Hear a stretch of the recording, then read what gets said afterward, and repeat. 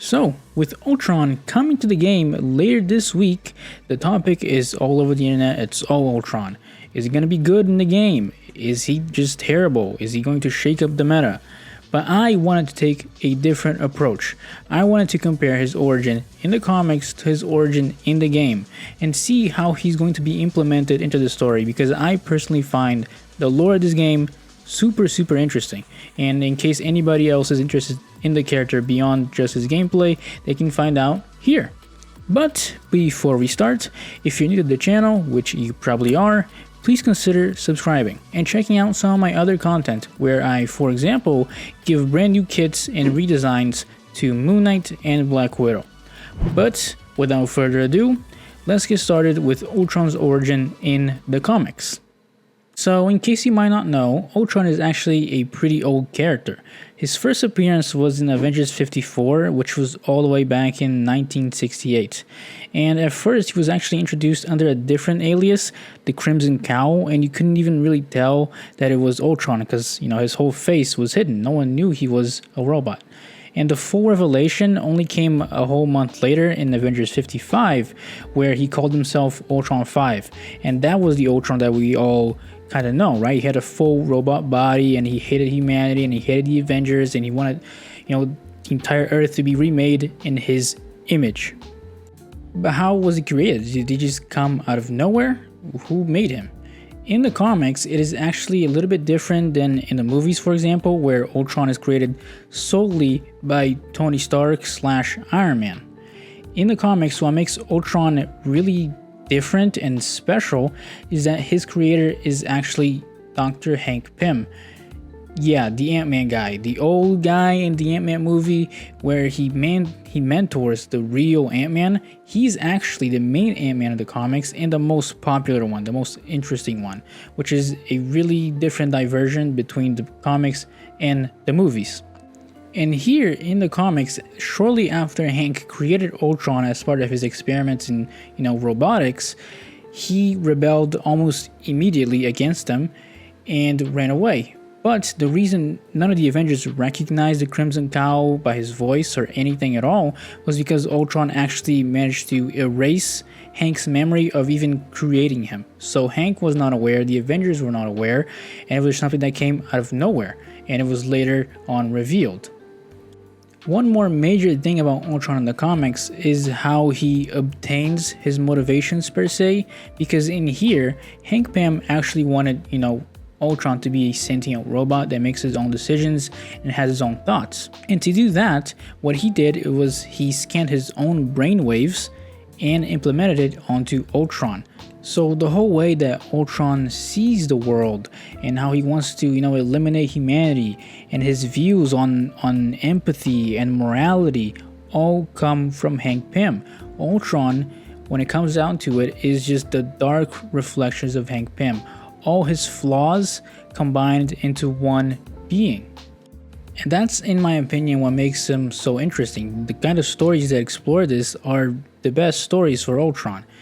His relationship with Hank is really interesting because Hank, he knows that Ultron is a threat, but at the same time, it's his creation. It's almost like his own son.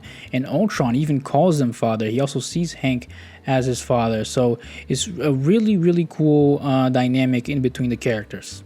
And what ultimately leads the defeat of Ultron 5, the Ultron 5 motto here, is that he creates the Vision. So this is similar to the movies actually, where Ultron wants to create, another being similar to how Hank created him. He creates Vision, but the main difference being that when he made Vision, he used the brainwaves of another Avenger at the time, which was Wonder Man, Simon Williams.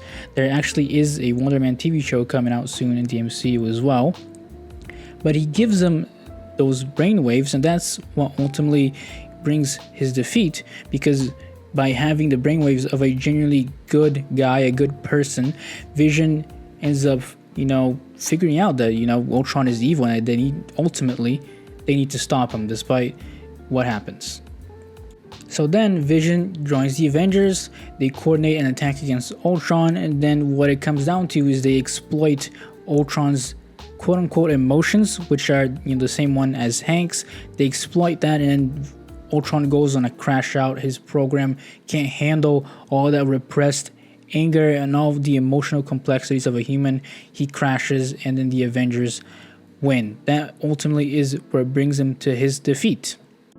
But of course, as we all know, this is Ultron. As long as the internet exists, as long as any piece of technology exists, Ultron can leave a copy of himself anywhere. So he obviously happens to return in the comics multiple times as Ultron 6, as Ultron 7, 8, all the way to 15, and tons more versions of him. He always comes back. That's kind of his main gimmick, and that's how he became one of the biggest Avenger villains of all time.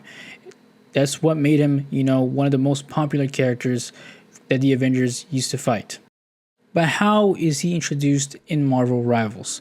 So in Rivals, it actually seems to be a little bit of a mix in between the comics and the movies, as in Ultron is implied to have been created by both Tony Stark and Hank, which is actually not completely new. They've done this before in the animated shows. I think the Avengers Assemble show, great show by the way, you should definitely watch it if you have the chance. Booyah! Full house! They've done that before, so it's definitely something interesting to see again. I definitely enjoyed that take on the character.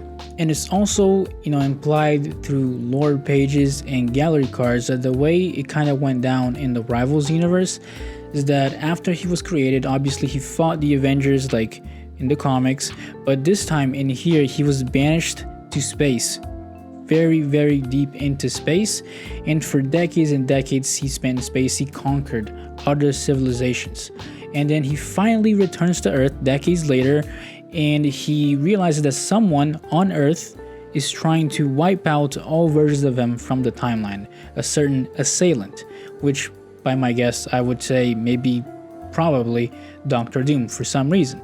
So he goes onto Earth, he crashes the Hellfire Gala, which is what we've seen season 2 is mainly themed about. It's about the Hellfire Gala being crashed by Ultron. He crashes in with all of his drones. He fights, the mutants. He fights the Avengers, which are also in there, and it's a whole mess. There are Ultron drones, being destroyed everywhere, but ultimately they managed to take down the main Ultron. But it is also revealed that it was too late because he managed to hack Cerebro, which is the super powered mutant technology invented by the mutants, and he steals it and he manages to turn it into himself. He puts that technology into himself and makes himself a new, stronger, better body with Cerebro, and therefore becoming X-Tron, which is also the skin that is releasing with him. So then he escapes Krakoa with this new upgraded body and flies all the way to Mars, which is where Arakko is, which is, by the way, the new map. If you've seen the trailer, you'll know. Arakko is actually the sister island of Krakoa. There used to be one, they were split, and it is now on the surface of Mars. Ultron flies all the way there, and it is now his lair. You can see by the trailers here that it turns into Ultron's lair, and it's all cold and lifeless, pretty much the complete opposite of what Krakoa is, the island that is actually alive. And the super neat part that I find really well done is how they managed to bring a reason for Ultron being in the roster. So since the Avengers and the X-Men are trying to figure out what are they going to do to stop Ultron from conquering both islands, Tony Stark finds the older version of Ultron's body that was defeated, the weaker one. He reawakens it, and Ultron comes back in that form, kind of like an Ultron 2. There's X-Tron and then there's Ultron, and Tony asks for his help, because after all, why not get Ultron to defeat Ultron? That could be a good idea. Obviously, he refuses, but the way Tony makes it work here, which I find really cool, is that instead of doing some, bargain or some sorts, he straight up threatens to delete all memories of Hank Pym from Ultron's memories. And obviously Ultron can't have that happening, because Hank is what makes Ultron Ultron. If it wasn't for him, he wouldn't have the same personality, he wouldn't have the same thoughts and views of the world, so he cannot let that happen. And so he says, fine, I'll work with you to take down X-Tron, but afterwards, you know, I'm gonna destroy you all. And Tony's like, you know what? That's fine. As long as we can take care of this X-Tron guy for now, we'll figure it out later. And that's kind of how the Ultron in the roster of the actual game joins. Is this weaker version of Ultron before X-Tron that helps, you know, the Avengers and the mutants to take back that island. But unfortunately, this is where the story kind of stops, right? Because similar to season 1, we're probably going to get the end of the story in the second half of the season. So if you remember on season 1, the end of the story for the Empire of Eternal Night was that Doom defeats Dracula and steals the Blood Chronovium. So in this one, we're probably going to find out through gallery cards and Ultron's bio as well, along with some other characters, because if you remember correctly, every character has 3 chunks of story to read. So I'm super curious to find out what happens next. Do you guys have any guesses? Do you guys have any theories? Are you guys interested in the lore at all? Let me know if you want more videos that, you know, explain origins of characters or explain the lore of the game, because I personally find the lore of this game super interesting, and I know that a bunch of other people do as well. But if you enjoyed, please make sure to drop that like button and subscribe to the channel, activate the notifications, so next time I make a video, you'll be the first one here, and I'll see you all in the next one.